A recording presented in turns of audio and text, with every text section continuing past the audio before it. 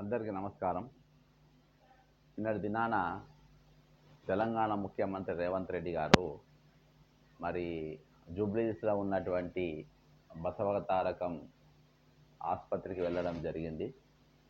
మరి ఆసుపత్రికి వెళ్ళడము, అక్కడ ముఖ్య అతిథిగా పాల్గొనడము తప్పని నేను అంటలేను, మీరు వెళ్ళాలి. కాకపోతే ఇక్కడ ఉస్మానియా ఆసుపత్రి 6 నెలలైంది మీరు ముఖ్యమంత్రి అయ్యి, ఇయాల్టి వరకు మీరు ఇక్కడ ఉస్మానియా ఆసుపత్రి కానీ లేకుంటే గాంధీ ఆసుపత్రి కానీ ఒక్కసారి కూడా సందర్శించలేదు. దాని మీదకి వెళ్ళి అటు ఇటు ఎన్నోసార్లు మీరు పోయి ఉంటారు. కానీ లోపల జరుగుతున్నటువంటి పరిస్థితి ఏంటి, లోపల ఏ విధంగా ఉన్నది, లోపల వసతులు ఏ విధంగా ఉన్నాయి, ఆ లోపల స్టాఫ్ ఏ విధంగా ఉన్నది, మందులన్నీ అందుతున్నాయా లేవా, శుభ్రంగా పరిశుభ్రంగా దవాఖానలు ఉన్నాయా లేవా అని చెప్పేసి పేదలు పోయే దవాఖానకు ఒక్కసారి కూడా మీరు సందర్శించలేదు. కానీ ఈరోజు మేము తప్పుపడుతున్నది ఏంటంటే, వీటిని వదిలేసి ఈరోజు మీరు టీడీపీ ట్రస్ట్లో నడుస్తున్నటువంటి మీరు బసవతారకం హాస్పిటల్ పైన ఎంత శ్రద్ధ ఉందో అంత శ్రద్ధ పేదల ఆసుపత్రుల పైన కూడా ఉండాలంటున్నారు. వరంగల్ ఎంజిఎం హాస్పిటల్లో 6 గంటలు కరెంట్ లేక పేషెంట్లు స్టాఫ్ దాదాపు నరకయాతన పడ్డారు. నరకయాతన పడ్డారు. ఒకరోజు దాని మీద ఒక ఎంక్వైరీ చేసినాం, అతను దాని గురించి మళ్ళీ మాట్లాడకూడదు లేదు. ఈరోజు వైద్యం పరిస్థితి, విద్యా వైద్యం రెండు కూడా తెలంగాణ రాష్ట్రంలో పూర్తిగా చాలా వెంటిలేటర్ పైన ఉన్నాయి. అవి వాటిపైన నీకు శ్రద్ధ లేదు, వాటి గురించి పట్టించుకోవు, అలా రిక్రూట్మెంట్ను బరాబర్ జరపవు, అందులో పనిచేసేటోళ్ళకు డిఎల్ ఇవ్వవు, వచ్చే స్టాఫ్కు పేషెంట్లకు అక్కడ ఎటువంటి వసతులు ఉండవు. రావు సార్ గాంధీ హాస్పిటల్లో పింఛన్ల పరిస్థితి ఎట్లున్నదో, పేషెంట్లు ఎక్కించుకొని వాళ్ళే నూక్కుంటూ పోయే పరిస్థితి, పేషెంట్ కుటుంబస్తులు స్టాఫ్ లేక అంత కాంట్రాక్ట్ స్టాఫ్ ఉన్నారు, వాళ్ళు నూకరు. వాళ్ళు కళ్ళారా మేము చూసినాం అటువంటి పరిస్థితులు. ఉస్మానియా దవాఖానలో కూడా పరిస్థితి ఏ విధంగా చూడు ఒకసారి. నిన్న మంత్రి గారు వెళ్ళడం జరిగింది. అక్కడ దాని డెవలప్మెంట్ కోసం కొంచెం ప్రారంభోత్సవాలు చేసి, అది వేరే, మంత్రులు వేరే, మీరు వేరే. ఇది ఒకటి గుర్తుపెట్టుకోవాలి. మీరు హెల్త్ పరంగా పట్టించుకోని వాళ్ళు ఇయాల్టి వరకు మళ్ళీ రాజకీయాలకు కనవాళ్ళే. మీరు సంబండి చంద్రశేఖరరావు హెల్త్ మినిస్టర్ చేసిన తర్వాత కనవాళ్ళే. ఇక వనమా వెంకటేశ్వరరావు తర్వాత మినిస్టర్ కూడా కాలే.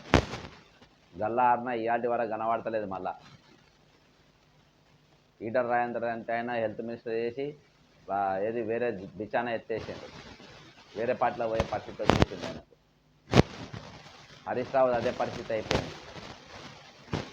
కాబట్టి హెల్త్లో ఎవరైతే ఉన్నారో అందులో మీరు పేషెంట్లను బరాబర్ పట్టించుకోకుంటే పేదలు వాళ్ళు మిమ్మల్ని నమ్మి ఇక్కడికి వచ్చిండ్రు, హైదరాబాద్కి వచ్చిండ్రు, లేకుంటే నగరాలకు వస్తారు, మాకు ఉచితంగా వైద్యం దొరుకుతుందని.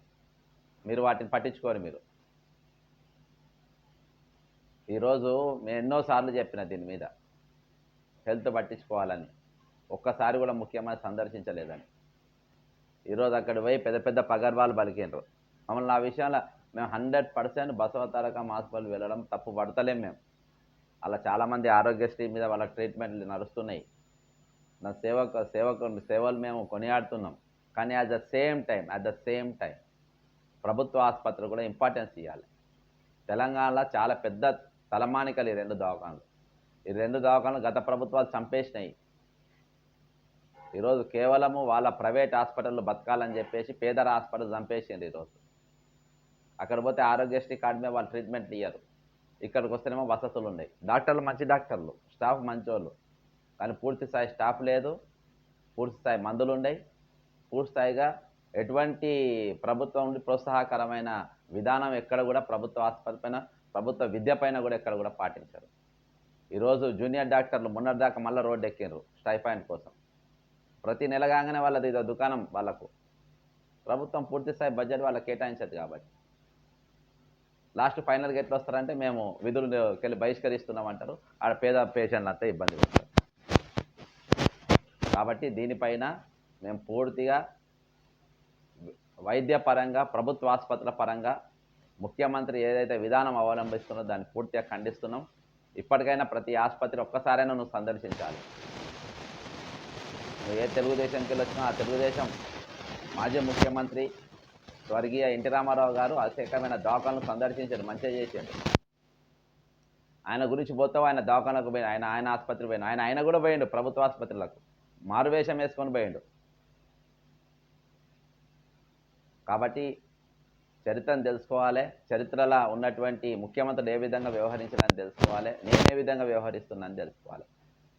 నువ్వు మళ్ళొకసారి చెప్తున్నా, నువ్వు గుంపు మేస్త్రి కావు, లేకుంటే సర్పంచ్ కావు, ఇవాడు చీఫ్ మినిస్టర్ ఆఫ్ తెలంగాణ. కాబట్టి అదొకటి నువ్వు గుర్తుపెట్టుకొని పనిచేయాలని కోరుకుంటూ సెలవు తీసుకుంటాను. జై తెలంగాణ, అమరవీరుడు.